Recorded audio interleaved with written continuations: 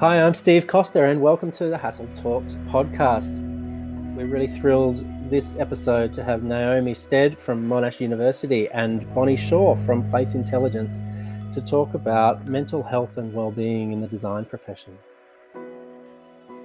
It's really good that we're having way more honest and regular conversations about this in the workplace than probably used to happen historically. And I suppose that's a silver lining of probably the pandemic and COVID and the very significant mental health impacts of that, which we can talk about in a moment. But these challenges were challenges before the pandemic as well. And, it's been coming for a long time, and people have been warning us that there's serious sort of mental health and well-being issues that we need to understand better and address. And it's particularly so, I think, in architecture and design. Naomi, it's great to have you here. You're an academic at Monash University. Can you talk a little bit about your role there and the research that you've been doing? Yes, so I'm Professor of Architecture at Monash University. I've been an academic in architecture for some 20 years, so have had a long time to observe these kinds of wellbeing issues, particularly in students, also in fellow academics, and also in the important subgroup of PhD students who we find are actually a pretty stressed group. I'm leading a major research project, an Australian Research Council linkage project, which is about the work-related wellbeing of architects and architecture students. And it's a big project. It's national in scope. As I mentioned, it covers both education and practice cultures, because we would say they are inextricably and importantly linked. And I guess the purpose of the project is really to try and move on the conversation around work-related wellbeing and work cultures and professional identity in architecture, because it's so widespread, the perception that there are major, let's say, issues with work-related wellbeing in architecture. Many people believe that's the case. There's been a lot of discussion in professional media and commentary, but there hasn't been a lot of reliable data, empirical, reliable primary data to really tell us what's actually going on, let alone what we could do about it. So that's what our project endeavours to do, and we've just completed an industry survey of practitioners, broadly understood, not just registered architects, in Australia, which was completed by 2,300 people. So that's a lot for a long survey like this. Really good uptake. And I think what that tells us is not only it will be an important data set, but also this issue really is being taken very seriously by a large number of people in the profession. Yeah, here, totally agree. For me, when people ask, well, why are you so interested in mental health and well-being as it relates to architectural practice, it's because I'm dealing with the same mental health and well-being challenges that so many people in the industry are dealing with, and I'm dealing with those myself. Is that the same for you? Have you personally found the industry challenging in the past, and has that led to your own interest in this area? Or? Yeah, absolutely. I mean, I've seen, bad things can happen, as we all know, like catastrophically bad things for some individuals. And we all know those stories, and they're terrible, tragic stories, and they shouldn't happen, but they do. So I've been aware of them peripherally throughout my career. I have mental wellbeing issues of my own, which are probably particular to academic contexts, and the kinds of overwork, burnout, cynicism, and perfectionism that occur in academia as well. But yes, I have lived experience. I know what it's like to be anxious and depressed and burnt out as well. And I've never been a practicing architect, I must say. I'm an academic from the very beginning. So while I'm very familiar with practice cultures, I'm also something of an outsider in that world, which I think is an advantage. It means that I can see it with the eyes of an outsider. I'm interested in the people in architecture. Obviously, I'm also interested in the things that architects produce. I have a kind of parallel life as an architecture critic. I'm the architecture critic for the Saturday paper. But I'm also interested in the people of architecture and the cultures of production. So how is it that the people and norms and social practices and work practices and identities of the people within the profession, how does that enable or, in fact, stymie in some ways the kind of good work that they're able to produce in the interests of the common good? I had an earlier project that I was also leading many years ago now, which was about gender equity in the architecture profession, also an ARC linkage project, also with many industry partners. And that led to the formation of a research-based advocacy group called Parlour, and really I think I can say it sort of changed the conversation around gender equity in architecture in Australia, and increasingly it's also being recognised internationally. So I started, much as I hate to say I'm kind of working my way around the social issues in architecture, started off with gender equity and then started to really see that was very closely related to wellbeing issues. The reason why women are leaving the profession, or some women leave, very closely related to wellbeing issues. And obviously many of the challenges that women are facing in the workplace are not gender specific. They're also faced by men. So the two projects are really closely integrated in my mind. I really hope that we can change the culture so fewer people are going through those experiences. I might take that opportunity then to also introduce Bonnie Shaw. Bonnie's with us. She's a co-founder of Place Intelligence, but she's also recently trained herself, or been through a process of training as a human potential coach, to understand how to affect your own responses to stress and situations to be healthier. Bonnie, welcome to the podcast. Tell us a little bit about your background and how you got into that.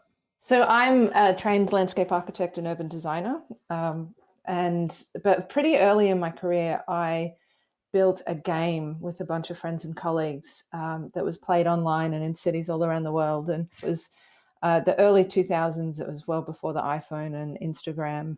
And it really touched a chord, and it led to a placement as a guest researcher at the Sensible Cities Lab at MIT, and worked in technology engagement and product design and development in the tech world for about 15 years. And then supporting organizations that were going through rapid disruption and change. And I thought I was really good at dealing with change. I thought I was really flexible and adaptive and knew all the tricks and how to manage that stuff really well, up until a few years ago when I got really unwell. I ended up in hospital with what I thought was a heart attack, and spent about 8 hours hooked up to a cardiogram and getting a whole bunch of tests on my heart to see what was going on. And after sitting in the dark for hours, kind of freaking out about what was going on and worrying about my family and what was going to become of everything, a doctor came in and told me that it wasn't my heart, it was stress. And so I had this kind of incredible moment of really trying to understand sort of how my perception of myself as being really well equipped to deal with the stress in my life had led me to this point of quite critical failure. And my response, I am a co-founder and leader in a data analytics company. We use massive supercomputers to process huge data sets to deliver insights to the built environment profession, architects and designers, around how people use cities over time. I'm used to using data as leverage for better decisions. And so I went deep on some research and really wanted to get to the bottom of kind of what stress was doing to my body and brain, and what had brought me to this point. And I found this incredible body of work that when I made a connection between resilience, which I'm familiar with through Resilient Cities work, and the ability for a city to recover quickly from an acute shock or respond to long-term strain. And I found where that work had originally come from, which is a Hungarian endocrinologist that was operating in the 1930s and 40s, Hassell, who is actually the person that kind of originally coined the word stress and stresses. And that work around resilience was actually originally referring to the human body and our ability as individuals to withstand long-term strain and recover quickly from shock. I started exploring a whole range of different modalities on how to train myself to get better equipped to deal with the realities of the career and the lifestyle that I'd chosen, and then wanted to put some structure around how I could then apply and share that with other people. There's a new skill set that people need to equip themselves with to be able to function in this world that we find ourselves in, because the challenges that we're facing now with a climate emergency, with the COVID pandemic, with a whole range of issues, we need to be in the most effective state, physiological state that we can to be able to make good decisions in a time of really high stress. Naomi, in your work and the research so far, which I know is still in progress and is so important in our industry, you would have been thinking a lot about how mental health and well-being relates particularly to architects and designers. Are there specific attributes or characteristics of designers that you think make this occur in a particular way, as opposed to other professions or the broader population? So I think what's interesting about architecture is certain work practices that have emerged. So practices of overwork, I think many people believe that is a possible contributor to deleterious well-being effects. But we can see where that comes from, and it comes from a really good place, as in a well-motivated place, which is that people want to keep designing until they get to the best possible outcome.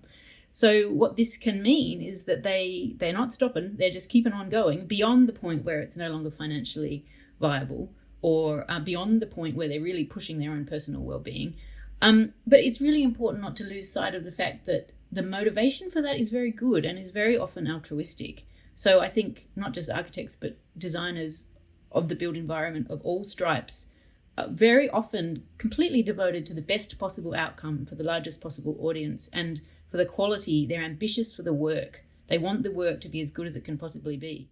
And they're trying to make the world a better place, and they're more interested in that than their own personal fame and fortune. Naomi, that's what you're...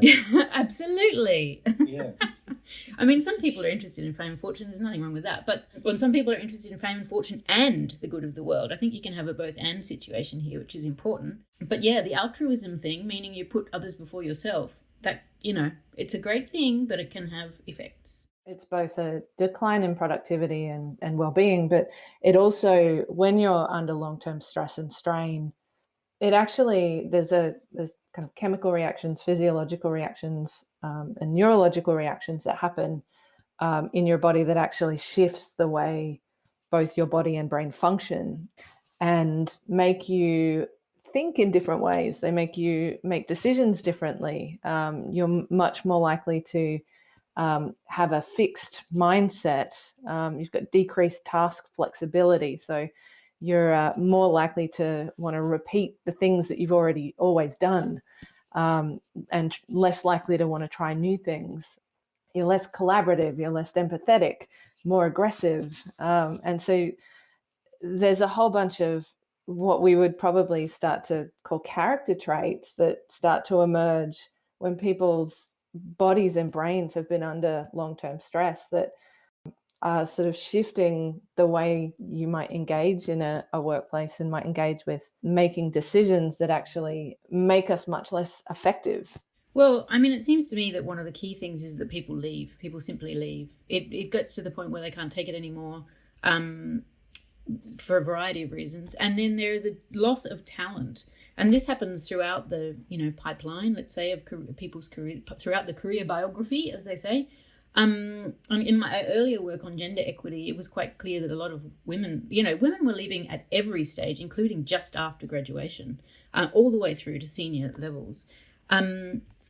So there's a brain drain, and that's a problem, because not only, as Bonnie is saying, not only do we need people operating at their optimal, most creative, most effective, most lateral level, we also need the most diverse teams and the every brain that we possibly can who has talent in this area in the room, to face these coming challenges. So I'd say that that's the kind of macro level challenge.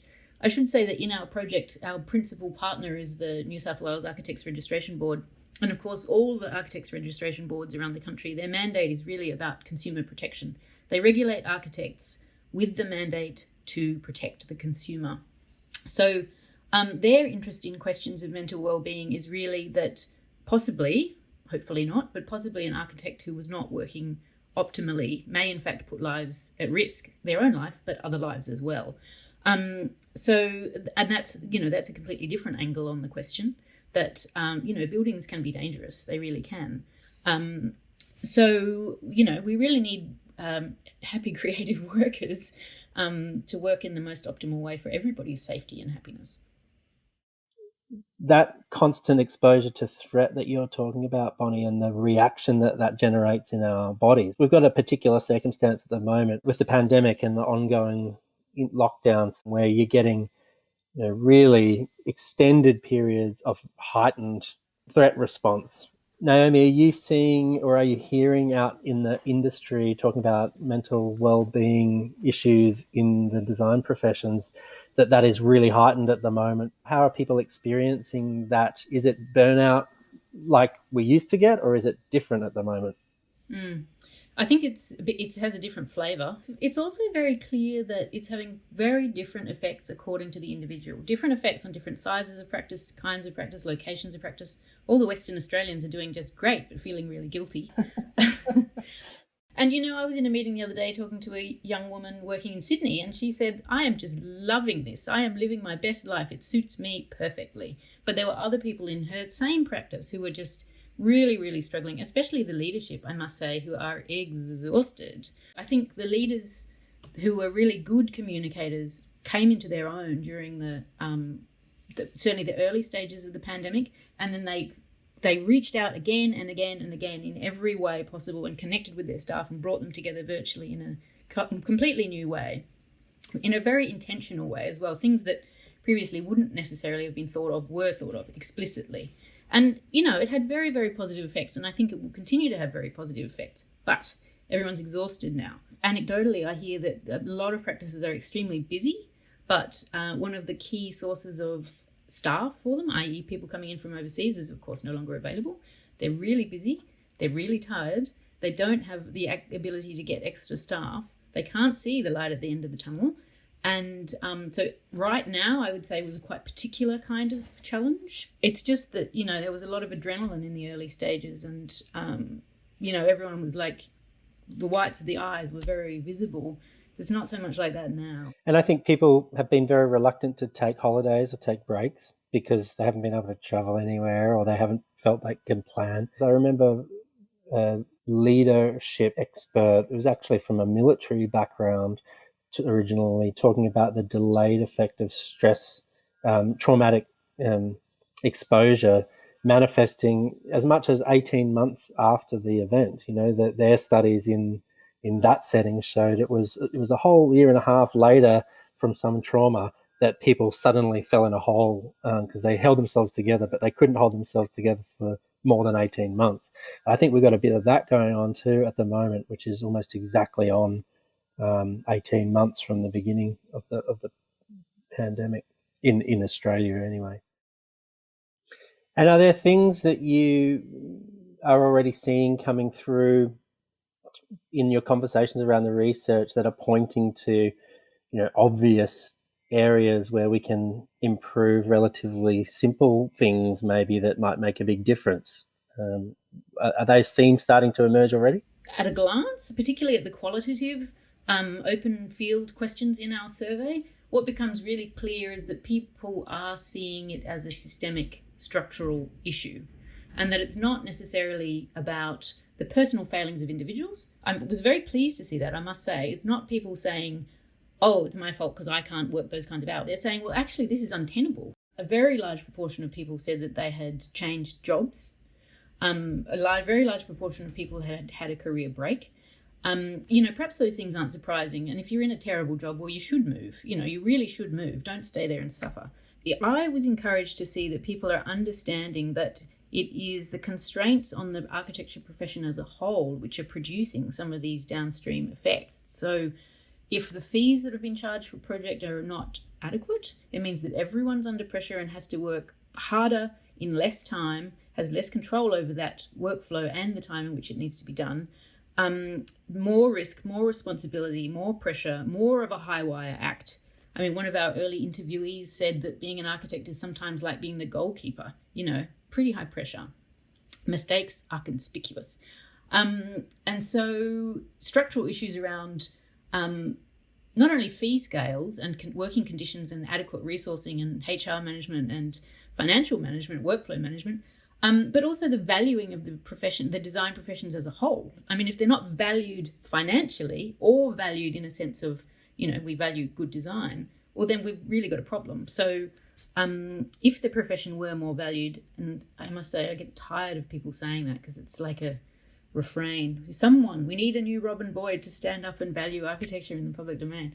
But it's actually also true. There are people doing that. There really are. It's not like there's no one. But somehow that message isn't quite cutting through yet. So my day job is bringing quantitative, data-driven insights to bear on design projects to support better decision-making at the front end of designs, and the ability to run longitudinal impact studies on the outcomes of great design in the public realm, and being able to put some quantitative parameters around what great design does in a community. And so for me, I guess it always comes back to being able to have some really solid evidence around the impact of the decisions that you're making, whether that's around your own personal health and kind of assessing where you're at in a moment before you take action or don't act, or in the kind of impact that a design's having and the value that can deliver into a community. Yeah, absolutely. I totally agree. I also think though, just in the project management space, there's a lot we could do that would flow through from that through to the conditions for architectural work and production that would help. I think the speed of things has gotten greater and greater. The expectation around the number of options has gotten greater and greater. The turnaround times and a lack of understanding of what goes in behind in order to produce those options. The timelines are just getting pretty ridiculous. I often wonder whether it's related to the rise of the whole software industry and the tech industry. Deal with a lot of clients now, I think, who sort of bring these sort of methodologies or mythology from software design and think it can apply to building buildings, But the problem with a building is you can't upload an upgrade to your beta test overnight if your beta test doesn't work very well because you've poured it in concrete and built it in steel, So there's a bit of false attribution, I think, of some of these working methods and mindset. It takes quite a lot of confidence and evidence, sure, to be able to push back and say, actually, it's better for us to be slower through this first part and spend the time properly in order that we don't have issues down the line. And to make that case in the rough and tumble of big complex projects is extremely challenging and very high pressure in itself to make that case. And we've got to help our people, I think, as an industry, have confidence to do that. And I think I've seen, like, having spent a lot of time in the technology sector and working with built environment professionals, I'm seeing a flow between both industries in terms of ideas and thinking and approaches. And I think a lot of people working in technology these days are trying to learn and borrow approaches from particularly from the design and architectural sector, and thinking very considerately about the impacts of their work now, and really starting to take on some of the practices that are slower, that are more kind of ethically driven. And while I genuinely do believe that the work in the technology sector, particularly around kind of how projects are run in a slightly more agile way, can teach many different sectors a thing or two about how to approach sort of adaptive challenges. There are historical reasons for why things are done in certain ways in particular industries, and it doesn't serve anyone well to kind of pick up and throw those out and just try to run things a whole lot faster and differently. There's got to be a combination of learning from both. Yeah, although Bonnie, I'm really interested in the times when you should jump the tracks. Do you know what I mean? Like for example, one of our research partners, industry partners in our research project is the Fulcrum Agency, which is of course a small to medium-sized practice based in Perth. Started off as Coda, was very successful, merged with Cox, unmerged with Cox, so they've been through a lot. But of course now they call themselves the Fulcrum Agency, and they have very deliberately said, we don't want to play that game anymore for wellbeing reasons and business reasons, business viability. And I've been so impressed by how they have strategically said, these parts of architecture, as it was practiced, we think are broken. We want to set them aside. We're going to call ourselves an agency. The word architecture will appear nowhere. We will charge as we should charge, as we must charge in order to do the work. And they have just been, it's just so fascinating to see that they've said that is broken. We are walking away from that. And we are inventing a new way of doing things. I mean, it's obviously much harder for really large practices. For example, Hassell, also a partner on our research project. Thank you very much, Steve. It's much harder, like there's an inertia there. And also, as you say, when you're working with government clients, you can't just change the way you do things overnight. I think sounds like, and it makes sense, there's systemic external things in the industry that are definitely contributing that we could identify and hone in on and seek to affect.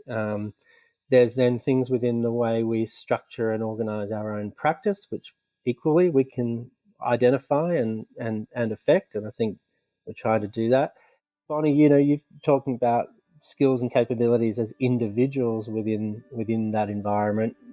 Can you talk a little bit more about what some of those practical things are and the things you've learned about that help people manage stressful situations at a personal level? The first step is to really cultivate an awareness of what's actually going on by asking the right questions and get some real quantifiable data to try and understand why it's happening. And as an individual, use your body as a data collection tool. Consider how fast your heart's beating. How shallow is your breath? How animated are your gestures? Are you sweating? Are you feeling a bit uncomfortable? All of those things are really good data to try and get a read on where your physiology is at. And then take a pause. And so once you've got your data, pause and assess and kind of dig into it and analyze it and think about what's going on. And there's this amazing thing that happens in your body if you're feeling stressed, if you're going through a stress response, and you take a deep breath down into the bottom of your lungs and kind of really get down there, it actually short circuits the stress response. You can't sit in a stress state and take a deep breath at the same time. It's impossible. And so once you've got that and you've done your assessment, then be intentional about your action that you take and choose how you respond. But it's about reclaiming your agency from your biology. And so your biology, when you're not aware of what's going on, there's a bunch of triggers and things that are happening that are forcing you to act in certain ways. But if you can just get those kind of steps and take that pause and assess your data a bit better, then you can act with intention. And then the last thing, and this is in every framework that we would ever use in our data analytics work, is try and monitor and learn from the results of that. So if you are able to then, as an individual, consciously go through that process and intentionally take action or choose not to act, what happens as a result of that? Notice the reactions that the people you're with have and how they respond to you, and try and learn from that. So then what about looking forward? At some point, hopefully, we're coming out the other side of the acute impacts of this pandemic. And whilst it won't be the same as it was before, hopefully we'll get more bandwidth back to think about, the work we do in the world. It seems to us that at Hassell, that actually through this period, if anything, people have even further realized how important great places are. That the value of good quality places for people to come together, whether it's their workplace or their university campus or the restaurants they go to with friends or the public spaces in their cities. From our point of view, we think the value of good design and good places is getting greater as a result of this and over time. Do you see that, and I guess how does that relate to the issues of mental health and well-being? Because we need people to be well enough to get after that opportunity, right? We need to be in a good enough state of mind and feeling healthy and well enough to capture that opportunity to make that impact on the world. Is that how you see things going forward?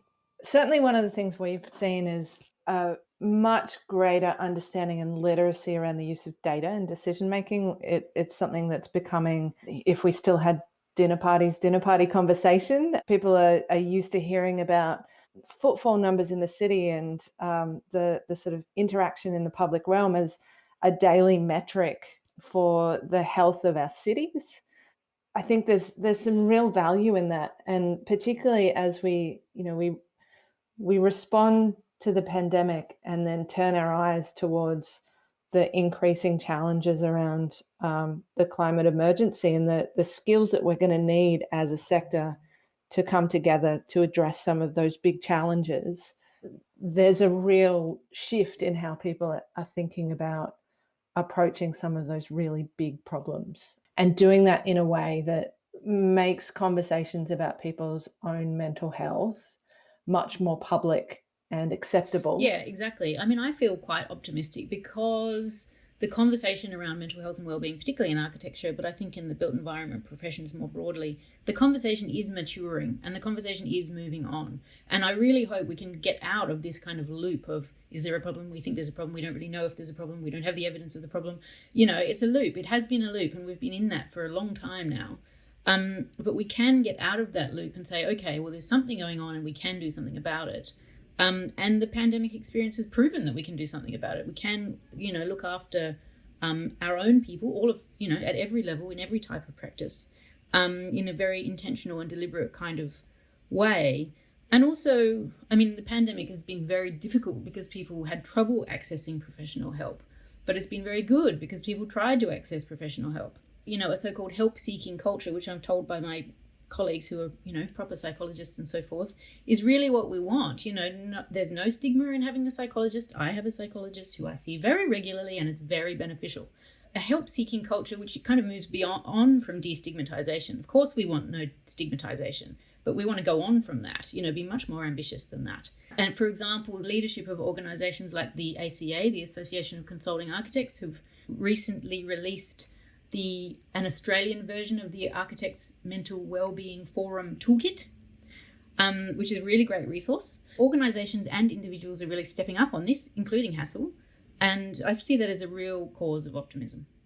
And also the recognition that, we can change how we work.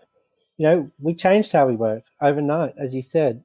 And I think we should take that internally, like we talked about before, internally within our organisations, but then also outwards as well, and to be able to say to clients, well, why don't we do it this other way? Or to say to the industry, well, can we suggest a different approach to that? Because I think if we don't do it, no one else is going to do it. Design professionals really are leaders on kind of values-based leadership in the construction sector. I really think that's true.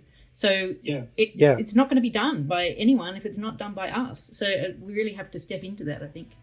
Well, Naomi, Bonnie, thank you so much for joining the Hassell Talks podcast. It's been great to have you. Fascinating conversation. We could talk for days about this stuff if they let us. Absolute pleasure. Thanks for having us. Thanks for listening to Hassell Talks. This episode was produced by Annie Skipetis, Prue, Vincent and Michaela Sheehan. Subscribe and leave us a review or rate the podcast because that helps us get into the ears of more people and shares these fantastic insights that we gather from across our network of designers, researchers and strategists.